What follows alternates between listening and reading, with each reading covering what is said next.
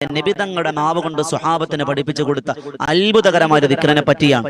ഒരു വട്ടം ഇത് പറഞ്ഞാൽ റിസ്ഖിൽ ബറക്കത്ത് കിട്ടുമെന്ന് നബിയുനാ റസൂലുള്ളാഹി സ്വല്ലല്ലാഹു അലൈഹി വസല്ലം. രണ്ടാമത്തെ നേട്ടം, ഈ ദിക്ർ ഒരു 101 വട്ടം നിങ്ങൾ ചൊല്ലണം.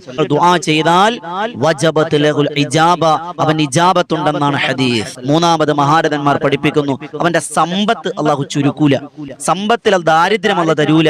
അതുപോലെ നാലാമത്തത്, ഒരു വട്ടം പറഞ്ഞാൽ, ഒരൊറ്റ വട്ടം പറഞ്ഞാൽ 100 വട്ടം 200 വട്ടം ഒന്നും പറയണ്ട, ഒരു വട്ടം ചൊല്ലിയാൽ 99 രോഗങ്ങളുടെ ശമനം എന്നാണ്. അഞ്ചാമത്തെ നേട്ടം, അള്ളാഹു തന്ന അനുഗ്രഹം നിലനിൽക്കുന്ന.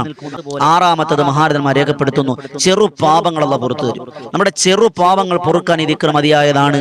ഏഴാമത്തത്, സിഹറുകൾ, കണ്ണേറുകൾ, വിളിദോഷങ്ങൾ, പ്രാക്കുകൾ, ഇതൊക്കെ നമുക്ക് രക്ഷയാണ് ഈ ദിക്ർ. എട്ടാമത്തെ നേട്ടം, ഫർള് നിസ്കാരം, എല്ലാ ഫർള് നിസ്കാര ശേഷം 11 വട്ടം ഈ ചെറിയൊരൊറ്റ വരിയുള്ള ദിക്റിനെ ചൊല്ലിയാൽ നിങ്ങളുടെ ജീവിതത്തിൽ സുരക്ഷിതത്വം ലഭിക്കും, അള്ളാന്റെ കാവല് ലഭിക്കും.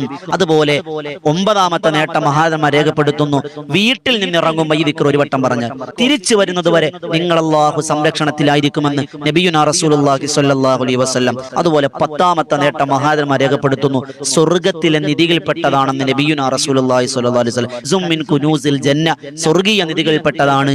12ാമത്തത്, നമ്മുടെ ജീവിതത്തിന്റെ ഏറ്റവും വലിയ പ്രശ്നമാണ് ടെൻഷൻ മാറണോ, ഈ ദിക്ർ നിങ്ങൾ പതിവാക്കിക്കോ.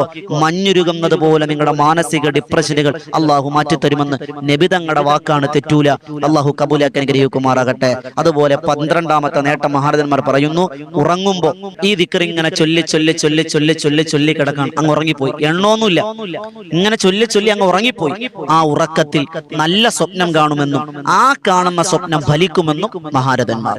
13ാമത് പറയുന്നു, ആഖിബത്ത് ഹുസ്നുൽ ആഖിബ, നല്ല മരണം അല്ലാഹു തരും. 14ാമത്, മീസാൻ എന്ന തുലാസിൽ നന്മയുടെ ഭാരം അധികരിപ്പിക്കും. 15ാമത്തത്, അർശിന്റെ തണൽ അല്ലാഹു ലഭിക്കും.